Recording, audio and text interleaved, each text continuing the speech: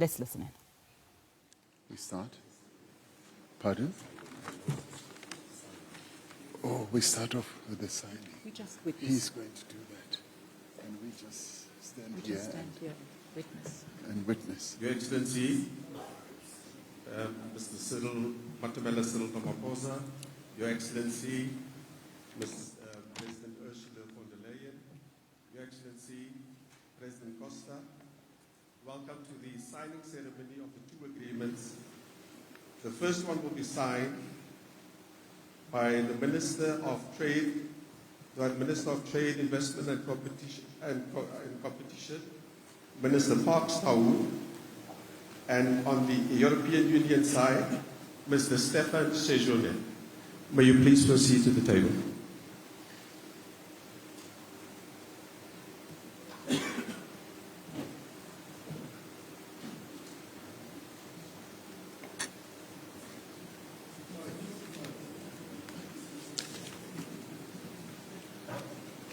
This agreement is on Clean Trade Investment Partnership Agreement between the Republic of South Africa and the European Union.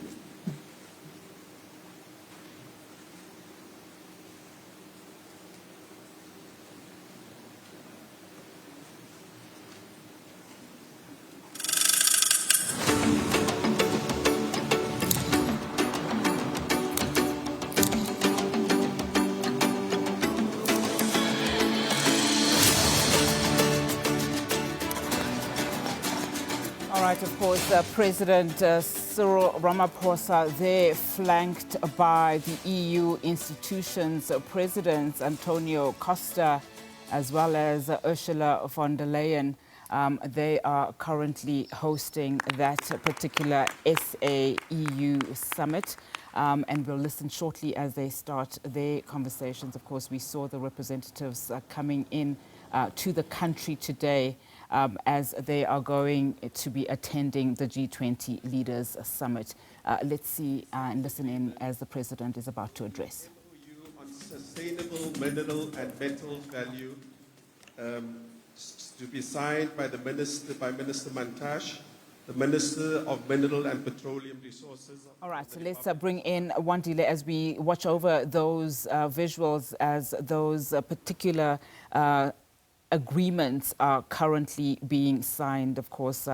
Wandile, let's get back to our conversation. And very interestingly, of course, in terms of just our breaking news story that we've been running earlier on the G20 front, the possibility that the United States of America now may rejoin G20 discussions as per, of course, our breaking news. Just your thoughts on that. I'm particularly reminded of the interview you and I had where you said that we must dispel the false narrative that South Africa's farming sector is under siege. Just your thought of the reemergence then of America on these important talks. Unati, two things, maybe starting with what is on the visuals on the screen now by stating that the EU is a very important trading partner to South Africa. In agriculture, where I work, it is the second largest export market, accounting for about 20% of our exports. So seeing strengthening ties between these countries is something that we always appreciate. We had our own friction on citrus, friction on poultry and the other aspects. But I think seeing the leaders of both our country and the EU coming together with this is an important aspect to us because it affirms that long-term relationship which involves trade. In the US, if the US does come, I do think that it will be a constructive and an important aspect. But of course, much of what the leadership in the US has said has been quite divisive and misleading about the reality of the farming sector in South Africa, because we have an agricultural sector that is thriving and flourishing, and the suggestion that it is under siege is completely misleading. With regards, though, to the participation, I think this way also offer, of course, the opportunity for those bilaterals, which I think if they go well, they constructively contribute towards, at some point, agreeing and finding ourselves a deal. Because with all of the friction that does exist, the US remains an important player, and South Africa has to try to fix the tough relationships that at the moment we're currently experiencing. Yeah, And I mean, when you also look at other leaders, European members of the G20 that have confirmed their attendance and will be, coming into the country, leaders including France, Germany, Italy, and of course the UK. We saw the Prime Minister landing today ahead of that meeting. It does then, quite show this kind of force that South Africa needs, particularly when you look at South Africa's agenda in this G20 presidency. How well do you think then South Africa has maintained that notion of development and putting development back in the agenda, particularly when you look at the South African presidency does come at a time where Global South was really at the forefront here with the previous, G20 presidencies of India, as well as Brazil, Indonesia before that. Thank you very much, Vincent. Your Excellency, Absolutely. Ursula and Antonio, it's a real pleasure to have you here, and I also have to extend my greetings to the members of the European Union and the South African delegations made up of our ministers and deputy ministers and officials. It has indeed been a real honor to jointly preside over the South Africa-EU Leaders Trilateral Meeting. Today we have an opportunity to take stock of the progress that we have made, and particularly over just this past year, but also take stock in the overall relationship between South Africa and the European Union. We've characterized this relationship as a mature relationship, a relationship that is predictable, that is reliable, and that is based on trust.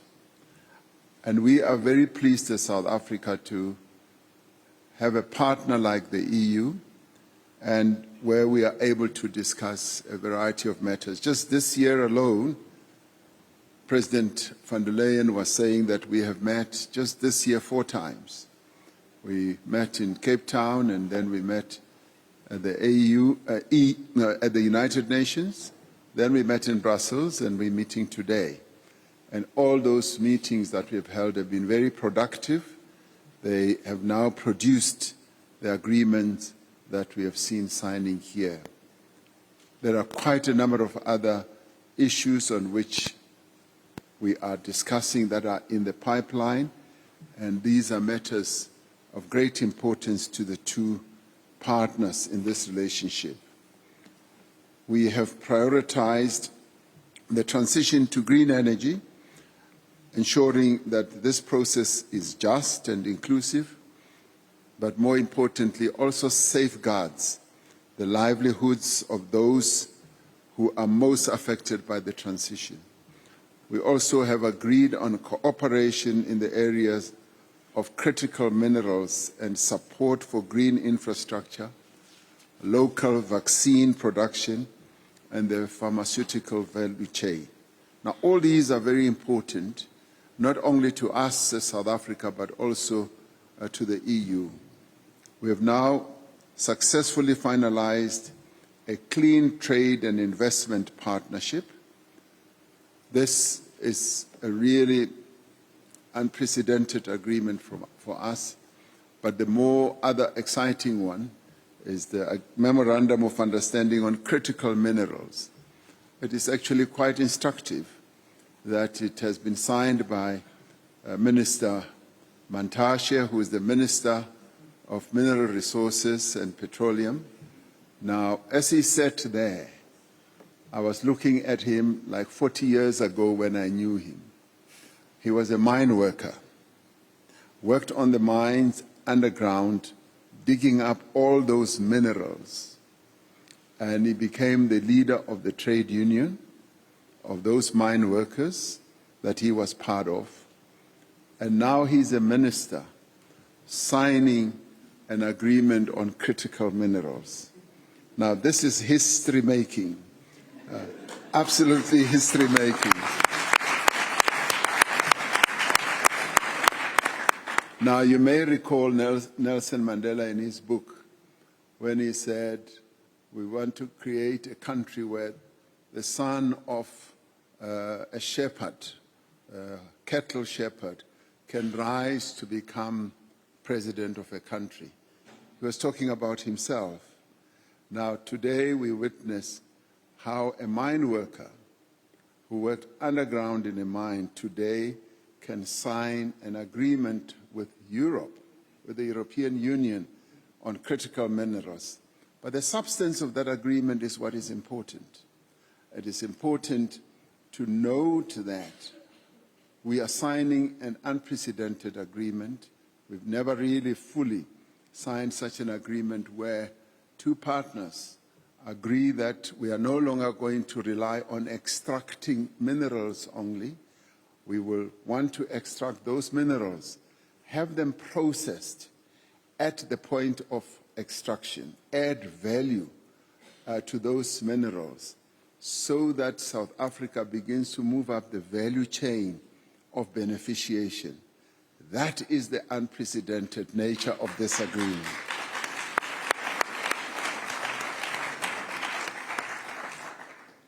These two agreements will strengthen our trade and investment ties.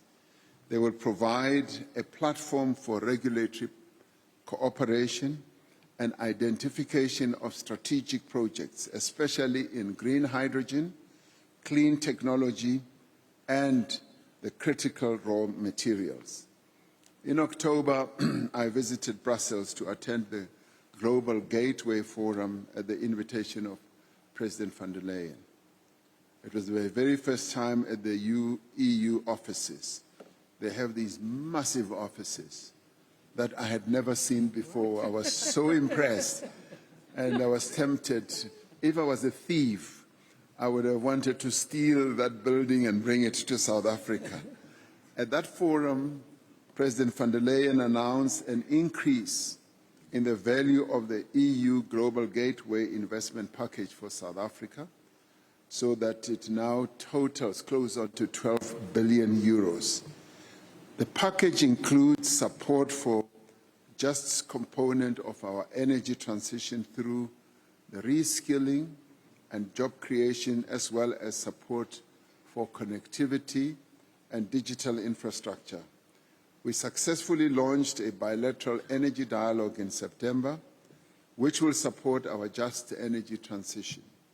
It will include other collaborative opportunities such as the export of sustainable aviation fuel by Sasol and the development of clean coal technologies. Now, all these are still in the pipeline of negotiations, and I have no doubt that just as we have reached agreement on other areas, we will be able to reach agreement here as well, including agreements that we will reach on citrus and a number of other areas. We've also agreed on the development of the auto industry in South Africa through local manufacturing of electric vehicles, hybrid vehicles, and e-batteries for export to the European market. We agreed to stand together in defense of democracy, in defense of multilateralism, human rights, and the rule of law. We reaffirmed our commitment to the central role of the United Nations and maintaining global peace and security. And these are matters that we've been discussing over time and reaching the meeting of minds and consensus. And this goes to show and demonstrate the maturity of the relationship and the depth of the relationship as well. We agreed to strengthen our dialogue, yes, on peace and security, and we are encouraged by the EU support of South Africa's G20 presidency, which has been evidenced by the participation of EU member countries in the G20 engagements over the past year. President von der Leyen and President Costa, we found the EU countries' participation in the G20 very, very positive, very supportive, and always looking for ways to reach agreement and find solutions. So we salute your officials and we want to thank you for the way in which they have supported South Africa in its G20 presidency. I look forward to...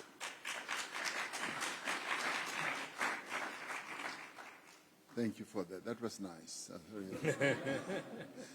I look forward to attending the EU-Africa Summit in Angola, which will start on Monday. I'm sorry that we're going to put you to a great deal of work and travel, but it is the work that we have to do. We will use the opportunity to advance the AU's Agenda 2063 in Angola and the EU's Global Gateway Strategy in support of sustainable development across Africa. Now, on behalf of the Government of the Republic of South Africa and the people of South Africa, it has been a pleasure to have both of you here today prior to the holding of the Leaders Summit on Saturday. This meeting affirms our commitment to continue building a mutually beneficially strong relationship between the European Union and South Africa. So we thank you and welcome to South Africa, and I hope your stay is a pleasant one. Thank you very much. I hand over to you now. Thank you very much, President Ramaphosa, dear Cyril. Thank you for your warm welcome here at Joburg. Tomorrow, indeed, you will host the G20 in your great and beautiful country. And this will be the first G20 summit to take place on African soil, the first since the African Union joined as a permanent member. And I think this highlights Africa's central, vital role on the global stage. But first, let's talk about us, indeed. Today, the time is here for South Africa and Europe. And indeed, dear Cyril, this has been quite a year for our relationship. Today, we are building with the results you've just witnessed on the success of the summit in Cape Town and of the Global Gateway Summit in Brussels. Thanks again that you were coming there. And now, right here in Joburg, we double down on this very unique partnership. First of all, indeed, we signed our Clean Trade and Investment Partnership. And you must know this is the very first time that the European Union is signing such a partnership. So you are a highly valued partner for a clean trade and investment partnership. This will boost, of course, trade and investment. It will boost it in key clean sectors, green hydrogen, renewables, many more.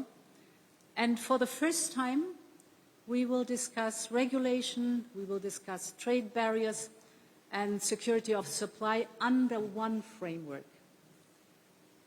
The CTIP will make South Africa a destination of choice for European clean tech investment.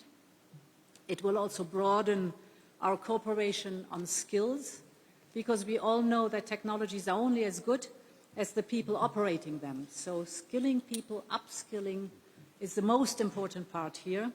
And of course, with skills come jobs, and new jobs, good jobs, right here in South Africa. Today, we also signed our MOU on minerals and metals, the value chain partnership. We need these inputs to power the clean energy transition, both here and in Europe. So the future of our economies depends on a fair and on reliable supply chains, and my emphasis is on reliable supply chains. This is the reason why we strengthen and diversify our supplies among trusted partners, and you are for us one of the first trusted partners. This agreement will also help South Africa to expand its strategic industry. And as you said, we are not only looking at extraction.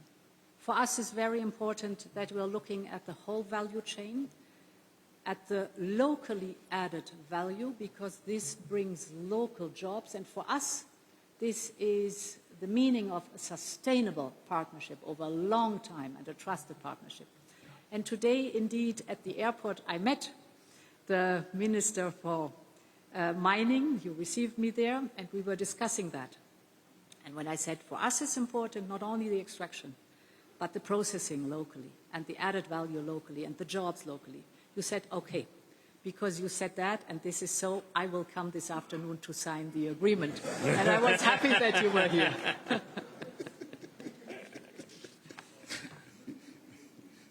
We are also delivering, as you said, on our 12 billion Global Gateway Investment Package. And today we've signed 3 new major projects. First, together with the European Investment Bank, we are investing 350 million euro to modernize South Africa's infrastructure, both in transport and in energy. And this includes support for Transnet's decarbonization under the Just Energy Transition Partnership. The second part is we're launching a 330 million euro financing package to strengthen the value chain for critical raw materials, as we just discussed, but also green hydrogen, e-batteries, electric batteries. And the third part is we're investing 70 million euro in South Africa's pharmaceutical and vaccine production. And this is a real success story, because I remember, Cyril, during the pandemic, how much we were discussing how we can make sure that the production, the development and the production of vaccines for Africa takes place in Africa. And indeed, COVID-19 showed us how important this vaccine sovereignty is. And here is now the result. It's up and running. So really, I thank you for the excellent cooperation we had on that topic. Finally, we're teaming up not only for South Africa, but for the whole of Africa. 1 year ago, the two of us launched the Scaling Up Renewables for Africa campaign. This is basically to mobilize investments for clean energy, to help provide access to electricity, because we all know 600 million people on the continent still lack access to electricity. Therefore, tomorrow is a big day, our final pledging event. We have brought governments, companies, and philanthropists together with one clear goal in mind: to power the future of this entire continent with clean, affordable, and accessible energy. And tomorrow we are hosting here the final pledging event together. So thank you very much again, and very much looking forward to the next days. Thank you.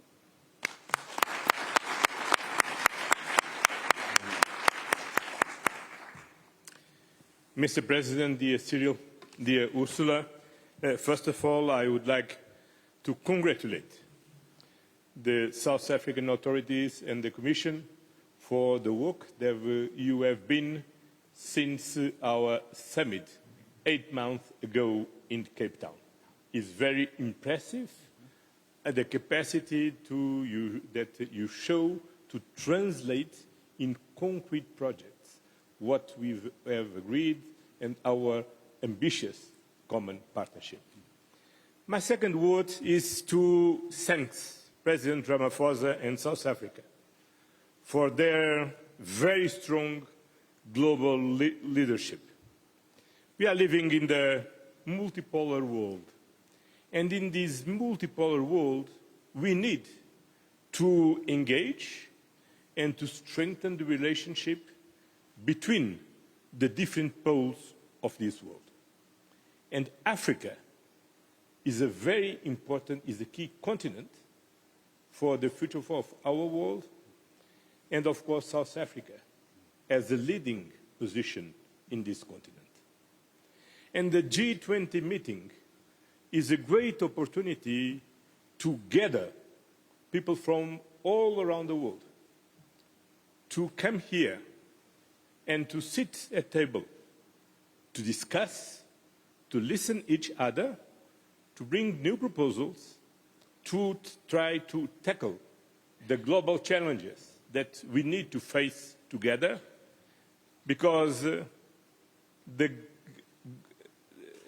global challenges, only together we can tackle them. Climate change, inequality, poverty are 3 main issues that we need to mobilize the entire world to do on this. Our partnership is based in shared values, mutual respect, and the commitment to democracy, multilateralism, and a fairer, more sustainable world. These principles are also the cornerstone of your G20 presidency. We have chosen a motto: solidarity, equality, and sustainable development. The European Union fully embraces your priorities, and we are actively contributing to making this week's summit a success. Now more than ever, we need strong multilateralism platforms and institutions, a rules-based order, open dialogue and global cooperation to tackle common challenges, fighting climate change, inequality and poverty.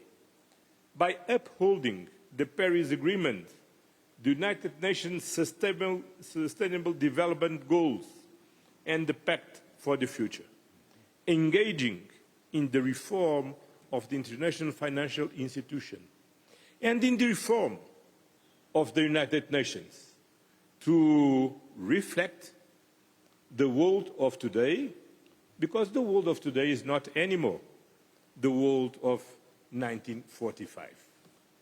We need to act for the well-being of our people today and to ensure a sustainable future for generations to come. For the very first time, the G20 held on Africa soil, and your agenda, dear President Ramaphosa, is firmly geared towards your continent's prosperity and innovation potential. The European Union is a reliable, predictable, and trustworthy party for Africa on that path. Our two continents are bound by a unique partnership. It is robust, it is dynamic, and it is looking to the future. As you said, next Monday, we will hold our 7th European Union African Union Summit in Luanda, Angola. And with a clear purpose in mind to strengthen and enrich our cooperation, to make our natural connection even stronger, and so that we can grow together and protect each other. Dear President, I look forward to welcome you, together with my friend President João Lourenço, there next week. Until then, thank you once again for hosting us here in Johannesburg, and all the best for our G20 meeting tomorrow. Thank you very much.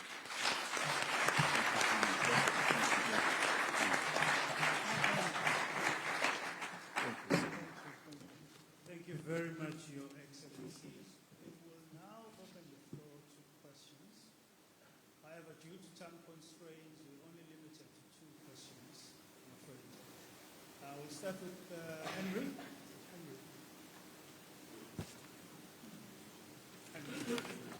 Henry Foy from the Financial Times. President Ramaphosa, to you. There's reports in your own state media that Donald Trump's administration now does want to take part in the G20. Can you confirm whether they're true or not? And related, you talked about predictable, reliable partners. Do you think that the EU has demonstrated it is now more of a reliable, predictable partner than the US for South Africa and for other G20 nations? And to the 2 EU presidents, related to that, you've talked about how Trump's presidency and the tariff war has made the EU look for new friends that it wasn't working close with in the past. Has the way Trump has dealt with the G20, and particularly South Africa, helped make deals like today happen, which, as you said, have come together in the last 8 months? So, thank you. Thank you. Mr. President. Well, thank you very much. We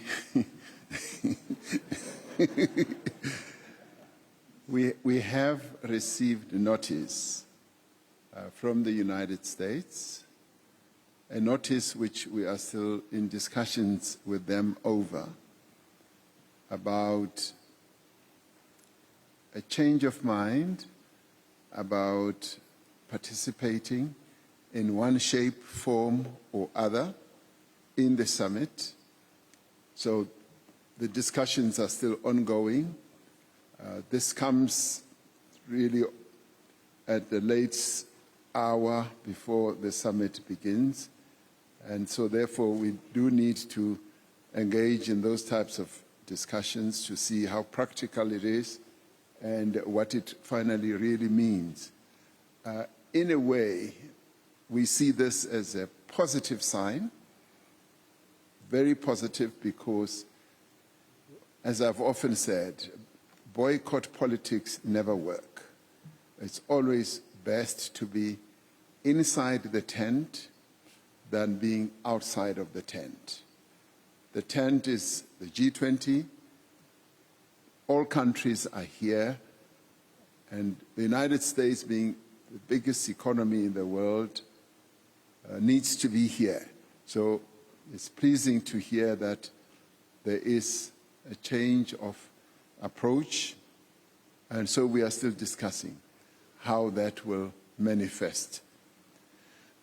On the issue of relationships, we as South Africa focus on the bilateral relationships that we have with various partners in the world, and we are not in the business of comparing one relationship against another. We deal with our relationships on a bilateral basis, and the multilateral side of relations happens either at regional bodies, continental bodies, or global bodies, which is at the multilateral level. So it's not for me to even say this relationship is better than the other one. What I can tell you, as I said earlier, is that Europe, the EU, has been our partner for years. The relationship has matured. It's reliable, it's predictable, and it's based on trust. And we've used this relationship to resolve many problems that may have been regarded as intractable. And so both of us have a deep commitment to making our relationship work on an ongoing basis, despite challenges or problems that may come our way. So far, it's been smooth sailing, a relationship between South Africa and the European Union. Thank you. Look, first of all, we are very glad to be here. First of all, to continue to work on our bilateral relationship with South Africa, but also to participate in the G20 meeting. The G20 is a very important platform of dialogue from different countries, different people from different parts of the world. And the European Union believes in this multilateral system, in the international rules-based order. And we are very engaged in the multilateral system, United Nations, G20, G7. We support the reform of the international trade organization. We are engaged in all international organizations. And we are very engaged in weaving a very strong and diversified network of relationship. During last year, I think we had more than 10 summits with the Central Asia countries, with Japan, with China, with Canada, with the United Kingdom. Well, I cannot remember all. With South Africa. Look, more than 10. And we will continue. And Europe is sovereign in defining their own external policy. And we are present where we believe that's important to be present and to engage with our partners.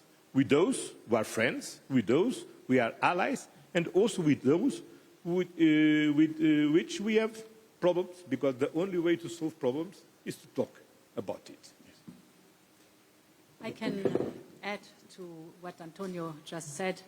I mean, the initial wake-up call for the European Union to diversify and to look for reliable partners, trusted partners, was when we had the energy crisis and we all of a sudden realized our over-dependencies of fossil fuels from Russia, and Russia cut from one day to the next the supply of energy. You all witnessed the severe energy crisis we went through, and this was the initial trigger for us to understand you need to diversify, that's important, to have a network of suppliers, and you need trusted and reliable suppliers. As we say, you always meet twice in life, so it's also so that on both sides there needs to be trust. And then you can build good things, as we just are showcasing here. For us, it's very important. We are very committed to the WTO. Of course, there needs to be a reform of the WTO, but to have a rules-based trade worldwide is also important. And of course, now we are intensively negotiating with many countries and regions of the world different free trade agreements. You know that we finalized with Mexico, Mercosur, and Switzerland. We are about to finalize with India. We're working with Australia, Malaysia, so others too. For us, very important to have learned the lessons. No more over-dependency, no more reliance on one single supplier, but have a network of trusted partnerships all over the world. Thank you very much. Last question, Tembile. Good evening. My name is Tembile with Bloomberg News. It seems like you went from struggling to pull together an EU-South Africa summit for many years to having two in 1 year. And it's been a very turbulent period, I think, globally, politically speaking. Is there something to read into the frequency of these engagements all of a sudden? Is there perhaps a political signal that you're trying to send by doubling down, as the President said, on these ties? And then President Ramaphosa, you said that the US request comes at the 11th hour, and you would have to look at the practicalities of accepting that request. Does that mean that there's an opportunity or perhaps a possibility where it would not be practical to accept their request to be readmitted, as it were, to the G20 summit? Thank you. Well, the United States is a member of the G20. They are the original member of the G20, so they have the right to be here. And all we will be seeking to do is to look at the various practicalities, logistical and otherwise, for them to participate. They have a seat at the round table, as you will see on Saturday. There is a seat for the United States. So when President Trump said they are not coming, that seat still remained. It was empty for a while, but it will hopefully be occupied, but we want to deal with all those practicalities. You should know that because it's a gathering of G20 leaders, there is a lot of logistics that go into getting the leaders to come to the venue and to participate, and how they will speak, their speaking order and all that. So those are matters that had not been pre-planned because they pulled out. So we need to understand precisely how all that will pan out. So we're clear. The United States has a right to participate in the G20, and much as they notify us at the 11th hour, we still need to engage with them to understand fully what their participation at the 11th hour means and how it will manifest itself. Thank you.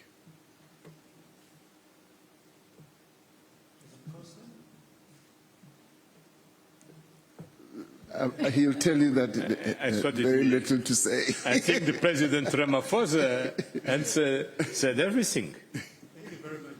That brings us to the end of this media conference. Peter has a question. Peter, okay? Let's take that last one. Mr. President, I wonder if you could clarify to the extent that you can. You said you're trying to establish what exactly the role is of the U.S. wishes to play. I understood that they have asked for the Charge d'Affaires in Pretoria to participate in the handover ceremony, but you're implying something much more deep and extensive than that. And if you could perhaps give some idea of exactly how far that participation might go. Thank you. Well, Peter, Fabricius, you seem to know things as they happen. So there was another communication which came as we were seated here in this bilateral meeting. So we're still digesting that one. It's now seemingly moved away from the charge just receiving the role that they must now play to also something else. That's precisely what we are now examining.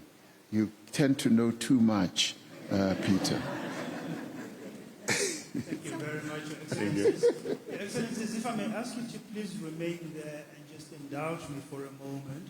I'm informed that there was a signing, another symbolic signing that was erroneously missed. So I'd like to call forward our development partners from Germany, the DBSA, IDC, to please proceed to the board to sign the beginning, rather, of the projects on minerals and green hydrogen. IDC, DBSA, and our German development partners, please proceed to the board. Thank you very much. Let's give them a round of applause.